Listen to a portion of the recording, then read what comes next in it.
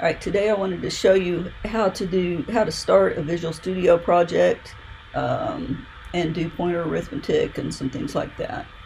So I'm already in Visual Studio. I'm going to go to File, New Project. And then it will normally come up on the last thing you used. If you haven't got in it before, you'll go to Other Languages, Visual C++, and then Empty Project.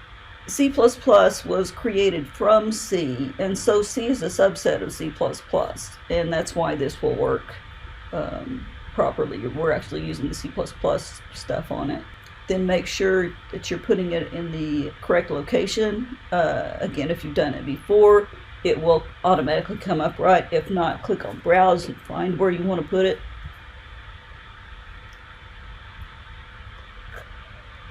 Give it a name. I'm going to call it DS for Data Structures Demo, or Chapter 1 Demo. I'll call it 3 because I think I've got ones by the other names out there.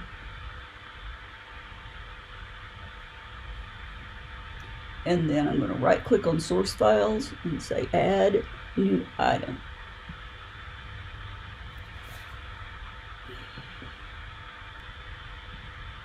Then make sure it says C++. Now C++ has everything that C has, and then some, so that's why this works. I usually call it the same thing, ds underscore chapter 01 demo 3, and then make sure it says .c, not .cpp. Okay, and then you want to have pound include stdio.h.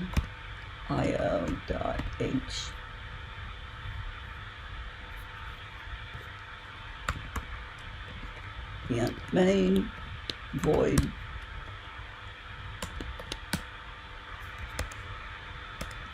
okay. In the notes1 file, I've got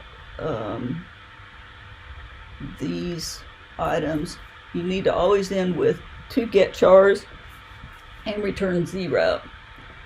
Get char will allow the screen to stay open. Otherwise, the screen's just going to snap shut and you're not going to get to read it.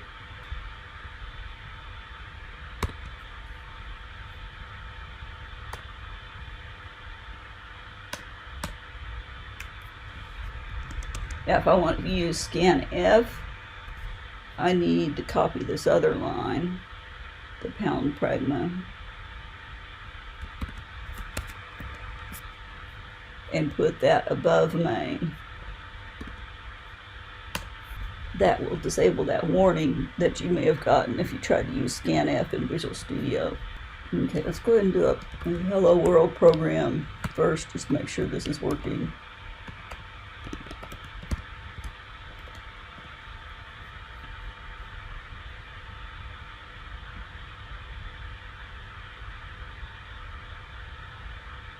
Okay, that's doing fine.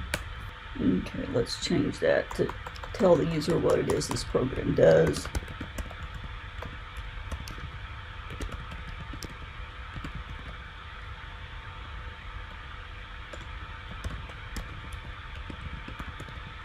So we're not going to output all of them like we would in the program 1, but we'll output a couple of them. I wanted to show you how to use pointer arithmetic in doing this. Let's say for I equals 0. We need to declare I.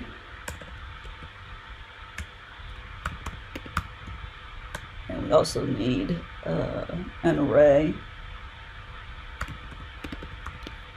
I'll call it my array. We'll make it 5 long. It's best if you change that 5 to a constant, and then up here you can say pound define max elements. Let's just do that. Pound define max elements 5, and then here we can put max elements. Notice I hit the tab key and it just automatically put it in. Okay, for I equals 0, I less than max.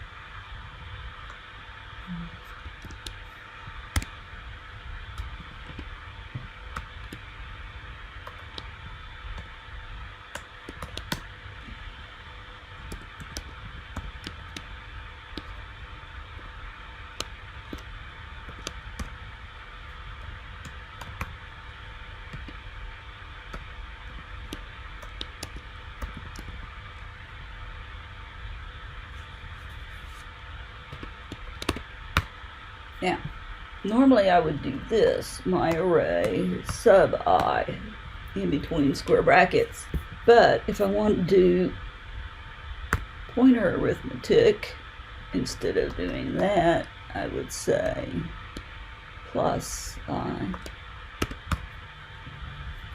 Okay, then I can print out a couple of them. I'm not going to do your program for you, so let's just print a couple of these. Print F.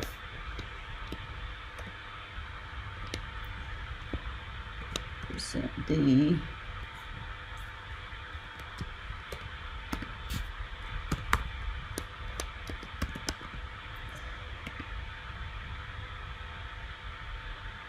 If we want the 0th one, we just say that.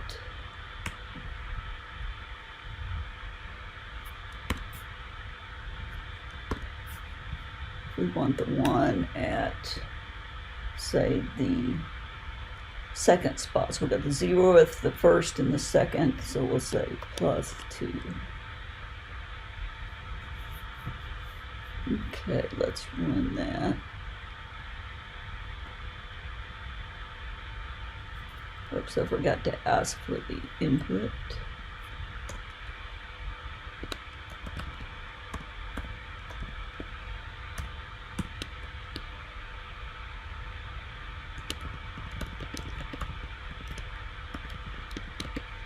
Good idea to put a colon and a space there.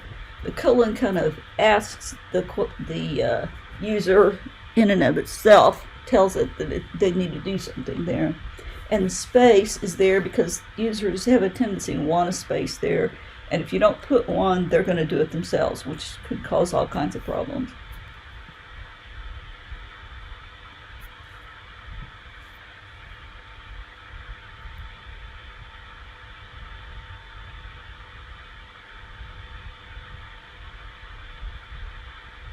Did I put my ampersand? I did not put my, oh, I don't need an ampersand there. Okay, but there is a problem. Let's go ahead and run it and see what the problem is. Okay, I'm getting this big, horrific number. And it's because I didn't dereference this. It's actually printing the memory address itself. So I need to say star there, and I need to say star there, and I need to put that in parens. Okay, now let's try it. Oh, by the way, what this is doing is, if I add 2 to it, the memory address, let's say that was ABC00, okay? ABC000 for my array. You would think this would be ABC002. But that's not true. It knows that an int is 4 bytes long, so it adds 8 instead of just 2. It multiplies that number by 4.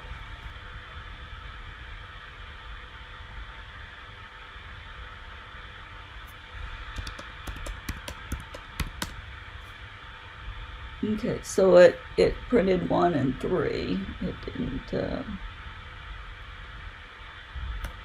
We should put an in-line character there, either at the beginning or the end, it doesn't matter.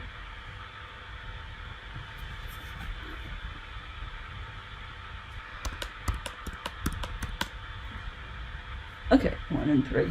Alright, so that's what we expected to get. So when you're running your program 1, you need to make this 2 an I and put that in a for loop.